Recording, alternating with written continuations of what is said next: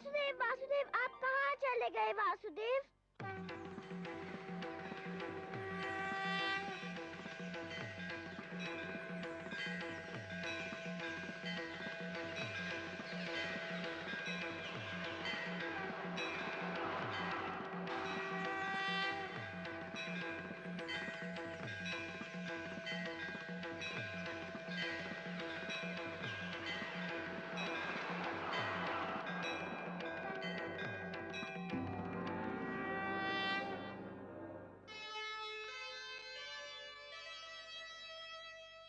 नन्हा सा ध्रुव हो गया,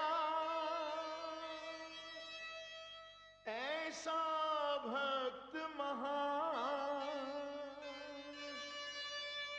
शक्ति दिखाई भक्ति ने, प्रगट हुए भगवान।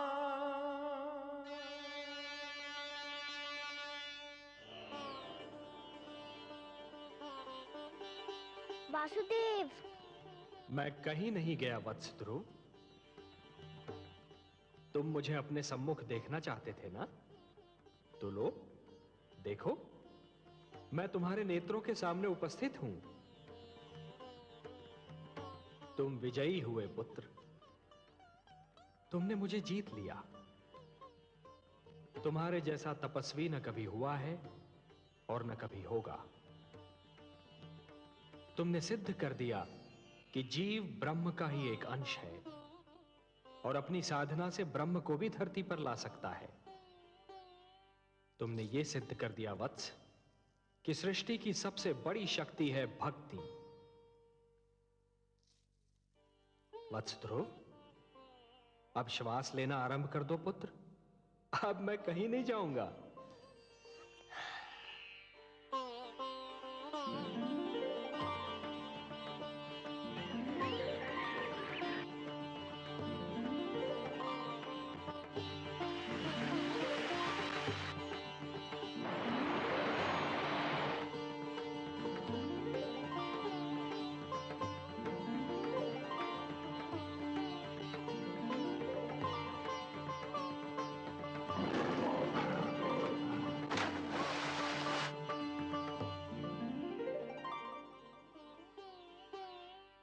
तुम मुझसे मिलना चाहते थे, मैंने तुम्हारी इच्छा पूर्ण कर दी। अब अपने माता पिता के पास लौट जाओ। नहीं भगवान, नहीं, अभी मैं नहीं जाऊंगा। क्यों वत्स? भी तो मुझे आपसे बहुत सी बातें करनी है, बहुत से प्रश्न पूछने हैं। प्रश्न? मुझसे? भला ऐसे कौन से प्रश्न हैं तुम्हारे मन में? मुझे बताइए प्रभु कि मेरी छोटी माता मुझे अपना पुत्र क्यों नहीं मानती? उन्होंने मेरी माताश्री को दासी क्यों कहा? उन्होंने मुझे मेरे पिताश्री के गोद से क्यों उतारा? मेरे पिताश्री ने छोटी माता को रोका क्यों नहीं? बताइए भगवान। अरे अरे अरे अरे अरे, इतने सारे प्रश्न एक साथ? अच्छा ये बताओ कि सबसे पहले तुम किस प्रश्न का उत्तर चाहते हो? मुझे मेरे पिताश्री के गोद से क्यों उतारा गया? अच्छा, तो इस प्रश्न ने तुम्हें सबसे अधिक व्याकुल किया है? हाँ भगवान। मेरे निकट आओ।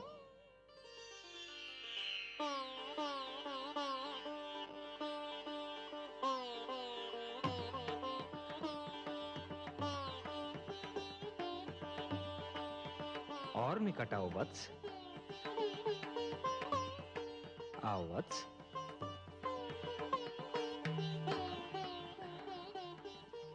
मेरी गोद में बैठ जाओ।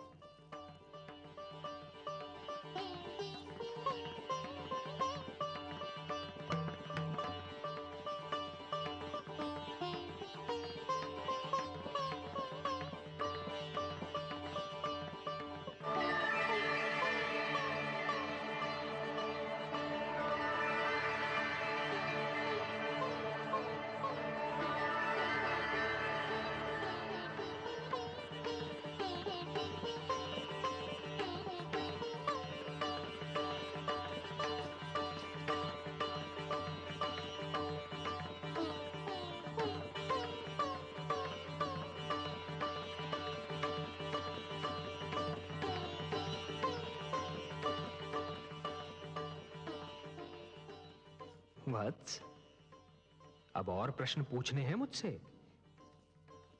कुछ नहीं पूछना प्रभु, अब कुछ नहीं पूछना। अब तो मुझे हर प्रश्न का उत्तर मिल गया है। मेरे चारों ओर ज्ञान का प्रकाश फैला हुआ है। मैं वहाँ हूँ जहाँ केवल मैं हूँ और आप है। अच्छा, वासुदेव। ओम पूर्णमदः पूर्णमिदं पूर्णात् पूर्णमुदच्यते पूर्णस्य पूर्णमादाय पूर्णमेवावशिष्यते। अपना कोई कामना है न कोई इच्छा।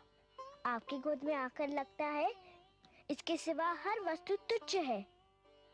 अब मुझे कुछ भी नहीं चाहिए। मुझे मेरा ठिकाना मिल गया, मेरा घर मिल गया।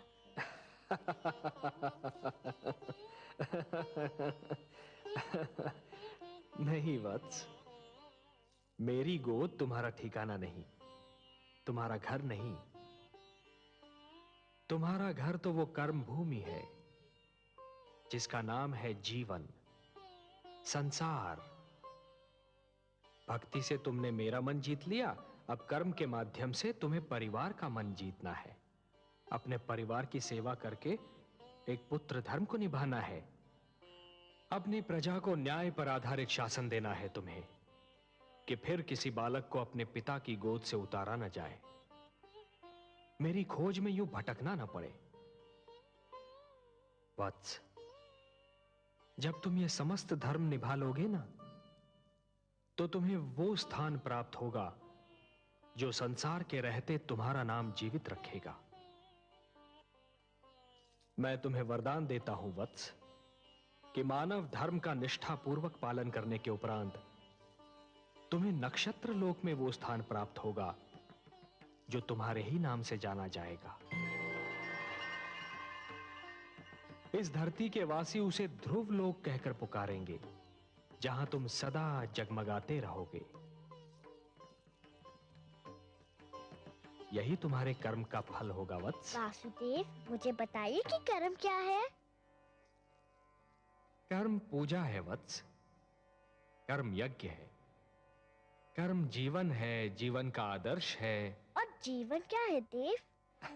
जीवन एक सौभाग्य है पुत्र, एक वरदान है, मेरा दिया हुआ प्रसाद है, एक अवसर है, संसार की सेवा करने का अवसर, परिवार की सेवा करने का अवसर। परिवार क्या है प्रभु, मुझे इसका ज्ञान दीजिए। परिवार वो है वत्स जो जीने का उद्देश्य देता है, मानव को यह बताता है कि संसार में क्यों जिया जाए, किसके लिए जिया जाए। और संसार क्या है भगवान? संसार संसार एक बड़ा परिवार है पुत्र। परिवार का विशाल रूप है, मेरी श्रेष्ठ रचना है।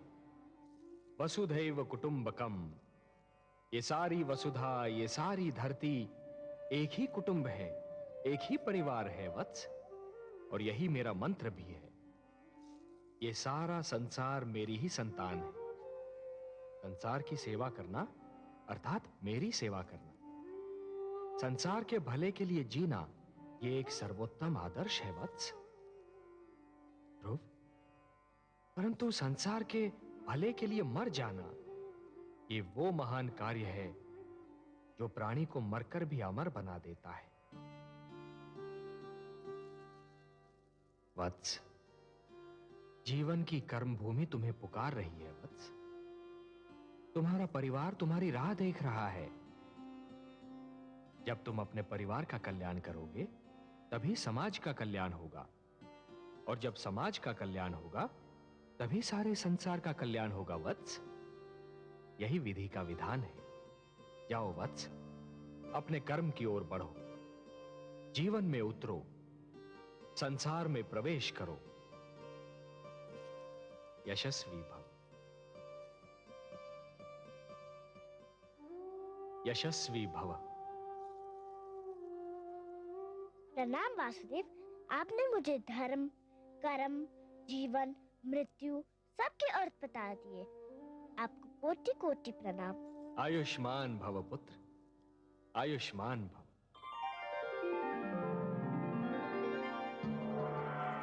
इन्हें तो तुम पहचानते ही हो पुत्र।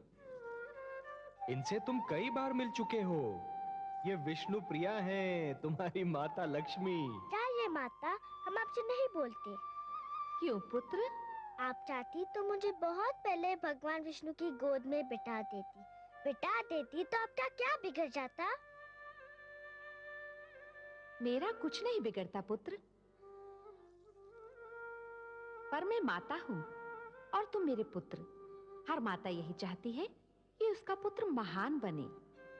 यदि मैं तुम्हें भगवान विष्णु की गोद में बिठा देती तो तुम वो ना बन पाते जो आज हो। अब तुम एक महान भक्त बन चुके हो। मैं तुम्हारी सहायता करती तो मैं महान कहलाती, तुम्हारी महानता छिपकर रह जाती। मेरे स्वामी का तो यही संकल्प है कि हर मानव का कल्याण हो। मैं भी उन्हीं का संकल्प पूरा कर रही थी। आप महान है माता। मैं समझ गया कि आपने क्या किया और क्यों किया। मैं आपके चरणों में शीश नवाता हूँ। मैं आपका उपकार कभी नहीं भूलूंगा। प्रणाम। नारायण नारायण।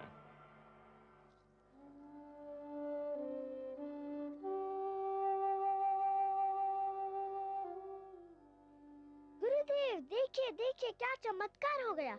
यह भगवान विष्णु है और लक्ष्मी माता। ये सब मुझसे मिलने आए हैं। ये सब आप ही के कारण हुआ, आप ही की कृपा से हुआ। आप महान है गुरुदेव। नहीं पुत्र, तुम महान हो। तुमने अपनी भक्ति से ब्रह्मा का लेख बदल दिया। नहीं गुरुदेव, आपसा मार्गदर्शक मुझे न मिलता तो ये सब कैसे होता? ध्रुव ठीक कह रहा है देवर्षि। गुरु तो भगवान से भी बड़ा होता है। गुरुर ब्रह्मा गुरुर विष्णु गुरुर्देवो महेश्वरः गुरु साक्षात परब्रह्म तस्मै श्री गुरवे नमः। यशस्वी भव पुत्र। प्रभु, यदि आपकी और माता की अनुमति हो तो मैं वत्स ध्रुव को महाराज उत्तानपाद की राजधानी पहुंचा दूं। नहीं देवर्षि, आप अकेले नहीं जाएंगे। ध्रुव को विदा करने हम सब साथ मिलकर जाएंगे।